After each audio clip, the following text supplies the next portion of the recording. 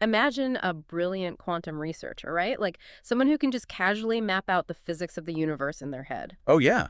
The kind of person who processes massive data sets and builds, complex neural networks before breakfast. Exactly. Now imagine that same person sitting across the table from someone who suddenly flirts with them. Oh, boy. Yeah, instantly that world-class brain doesn't just get a little confused, Mhm. it literally runs out of cellular energy and initiates a forced neurological blackout. Right. They lose the ability to hold a basic conversation. And it's not because they're awkward, but because their brain is treating attraction like an actual catastrophic system overload. It is such a stunning paradox, honestly. I Wow. mean, we just assume that the more intellectually capable a person is, the better they should be at navigating human connection. Yeah, you'd think so. Right. But the data actually shows the exact opposite mechanism is at play. Mm. When a highly analytical mind encounters all that raw, unstructured data of human intimacy, it doesn't process it as magic.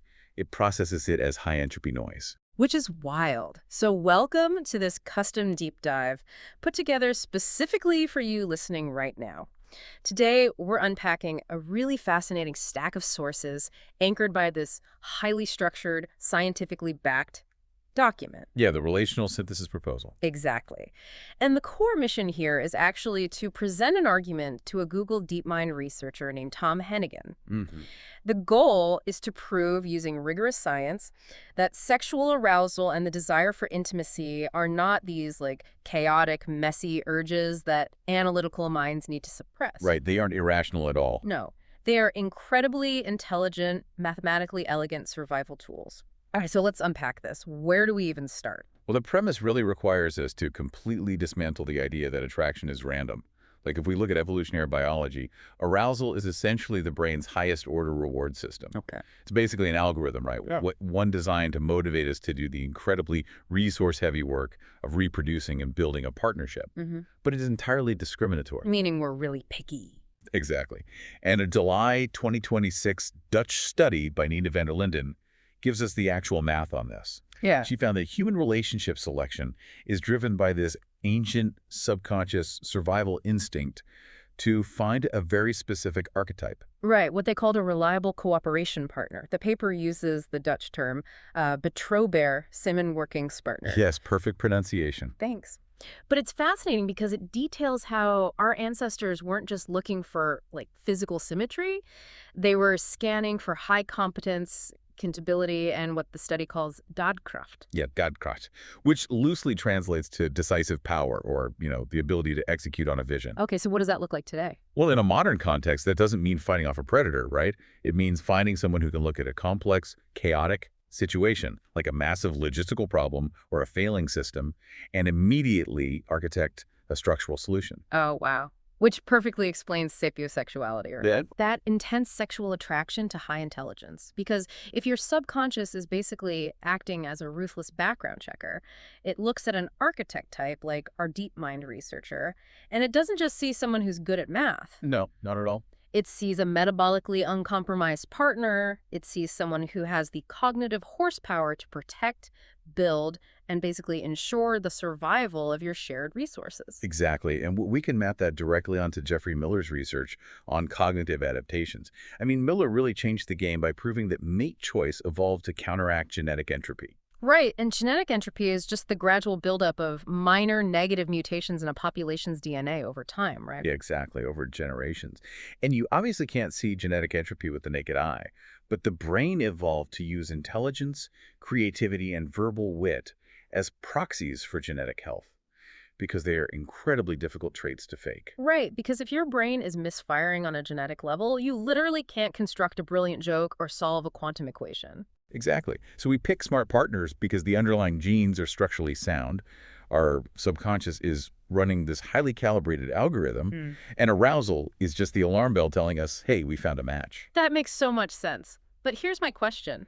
If this process is so brilliant and so calculated, why do we have this huge cultural narrative, even in science, honestly, that sex and love are just irrational emotional chaos?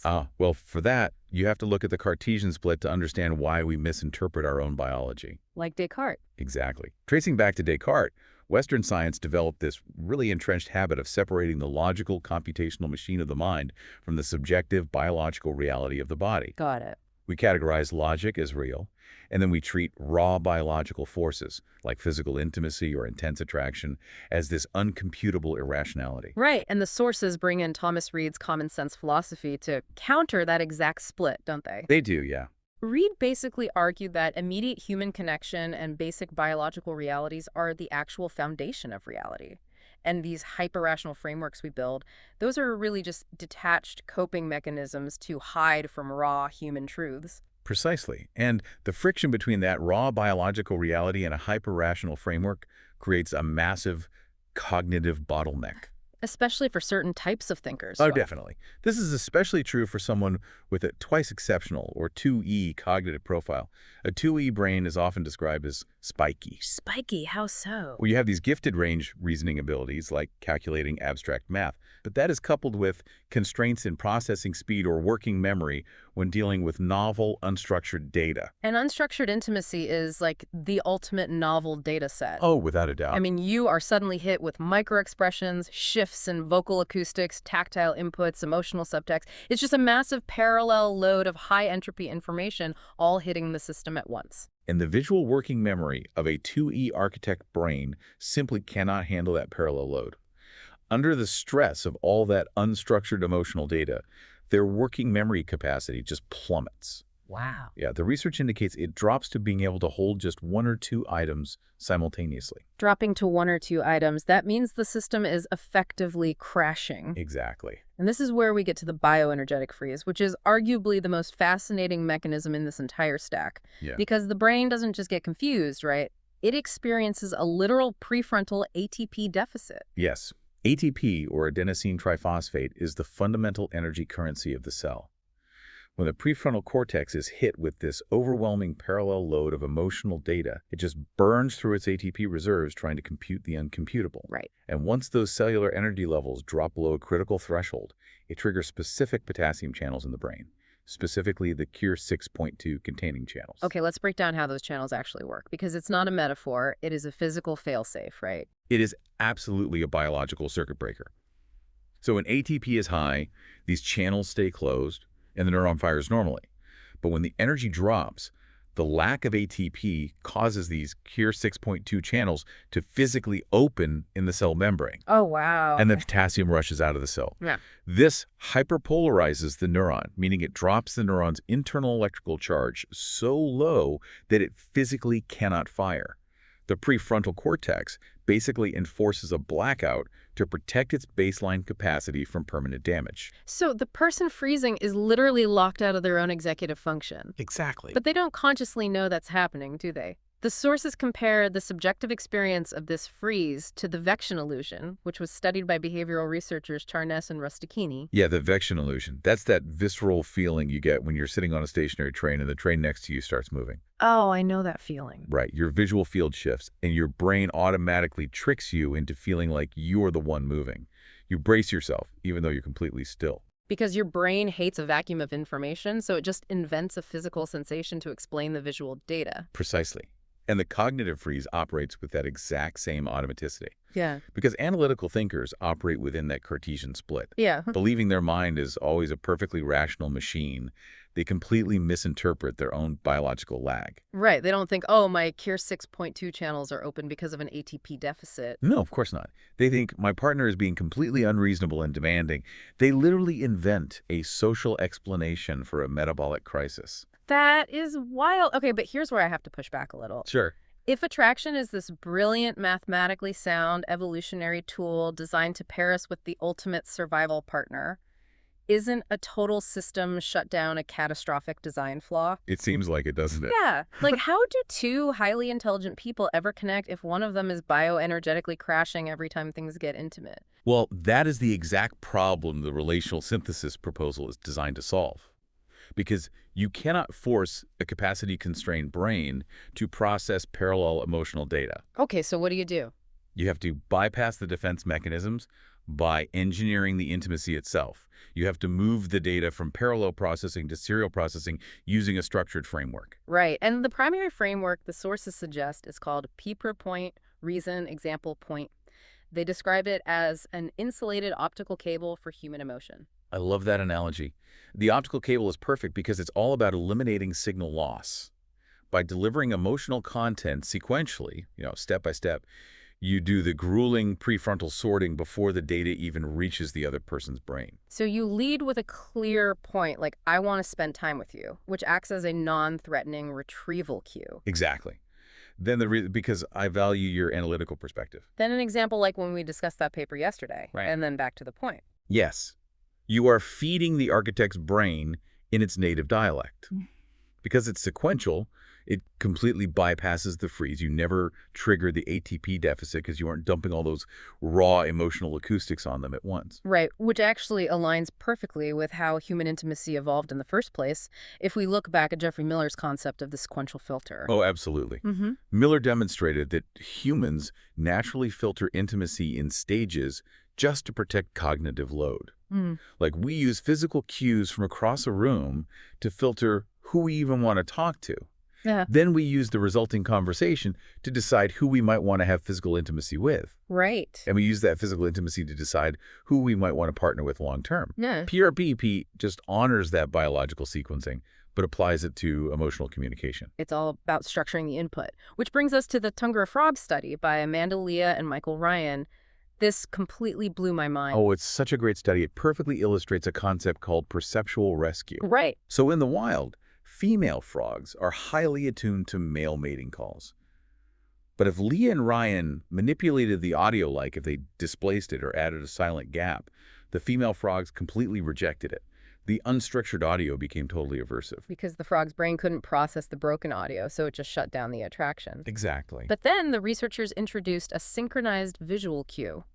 They used a robotic frog with an inflating vocal sac that matched the broken audio, and the visual signal literally rescued the audio. The female frog suddenly processed the call as attractive again. Because the visual schema compresses that complex, messy data into a safe, recognizable chunk. The brain links the confusing audio to a predictable visual structure, and the threat response just disappears. It's almost like adding subtitles to a foreign film. The visual structure rescues the overwhelming audio, so your brain can actually process the plot without panicking. That is a perfect way to put it. And if you apply that to humans in relationships, raw emotional intimacy is the overwhelming broken audio for an architect brain. Okay, so how do you perceptually rescue human intimacy? Well, the sources suggest highly structured visual negotiations. They mention using a 3DVT sandbox, which is like a 3D virtual tabletop simulation, to map out relationship dynamics visually. Or even using Lego therapy concepts, where you assign literal roles. Right. So you sit down and explicitly state, I am going to act as the supplier of the emotional content in this conversation, and I need you to act as the engineer of the boundary. Yes. You are giving the prefrontal cortex a predictable roadmap. Instead of drowning in subtext, the architect brain has a clear task. The structure rescues the emotion. So the brain can process it without panicking. Okay, so we know the evolutionary math behind who we choose. We understand the biological mechanics of why unstructured connection causes an energy blackout. Right. And we have the engineering solution using PRP and perceptual rescue to bypass the freeze. But what happens when an architect brain actually receives data this way? What's the physical payoff for getting this right? You trigger what the proposal calls the cognitive jackpot. The cognitive jackpot. I love that. It's huge. And to understand the scale of it, we have to look at how the neurobiological reward system updates its models. For decades, the assumption was that relational learning required thousands of tedious, small reward repetitions. Like you slowly build trust over months of small interactions. Exactly. But the breakthrough May 2026 research from the Dudman Lab, working alongside Alison Hemela's team at Harvard, found a completely different mechanism for high-value data. The one-shot update. Yes, they discovered the one-shot update. A single maximum magnitude reward doesn't just give you a tiny bump in dopamine. It triggers a massive prolonged dopamine wave that instantly rewires the behavioral model. Wow. And in the context of someone like Tom Hennigan or any DeepMind researcher, a maximum magnitude reward isn't like a box of chocolate. Oh, no, it's perfect intellectual symmetry. It is receiving an immaculate, peer-to-peer scientific proposal for intimacy that completely respects their cognitive architecture. And according to Hamelis's research, that massive dopamine transient recalibrates something called behavioral vigor, or delta T, on the very next trial. Let's translate delta T into a lived experience for the listener. Behavioral vigor is basically the brain's internal throttle, right? It's the measurable speed and enthusiasm with which an organism will pursue a goal. Exactly. So when you hit them with that one-shot update, when you structure intimacy so perfectly that it bypasses the freeze and hits the reward center, their delta T spikes. The gap between them thinking about connecting with you and actually taking action drops to zero. That is incredible. And Seth Hurd's research adds another layer to this, doesn't it? He showed that this specific type of extended dopamine release acts as an optimistic, excitatory component in the prefrontal cortex. It literally locks the brain's attention onto the topic. The prefrontal locking mechanism is so crucial. By engineering the interaction, you've taken intimacy from being a chaotic, ATP-draining threat, and you've transformed it into a highly focused, self-directed learning puzzle. Right. The analytical brain stops trying to escape the connection and actively applies its massive processing power to master it instead. It completely flips the script on how we view relationships. I mean, the traditional model, as Joan Roughgarden points out in her work on cooperative game theory, is rooted in sexual conflict. Yeah, that old idea that mating is just a game of exploitation. Exactly. Where both partners are just trying to extract resources from each other while minimizing their own effort. But Roughgarden's work proves that sexual conflict is biologically inefficient. When you use structural frameworks to communicate, you replace that exhausting conflict with a collaborative joint investment, You optimize mutual neurometabolic homeostasis. which in plain terms means instead of draining each other's mental batteries through emotional guesswork and miscommunication, you're actually keeping each other neurologically charged. You're operating as a unified, highly efficient system. That is brilliant. So to you listening, the next time you feel that deep, seemingly irrational pull towards someone, do not write it off as just a messy emotion. Absolutely not. It is not a flaw in your logic. It is your ancient evolutionary algorithm waving a giant billboard, identifying a highly capable partner, and backing that choice up with millions of years of rigorous survival data. The arousal you feel is your biology doing the most complex mathematical sorting imaginable. It's executing a survival strategy in a fraction of a second. It really is the ultimate expression of biological intelligence. And when you understand the mechanics of it, when you respect the bioenergetic limits of the brain and engineer your communication to match, you don't just avoid the freeze, you unlock the deepest dopamine reward systems we possess. Truly. Which leaves us with a final thought to ponder.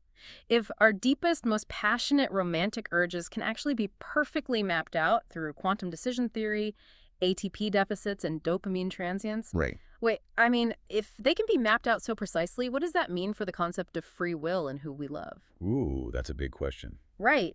Are we truly making a conscious choice, or are we simply beautifully complex equation solving for the optimal partner? Something to think about.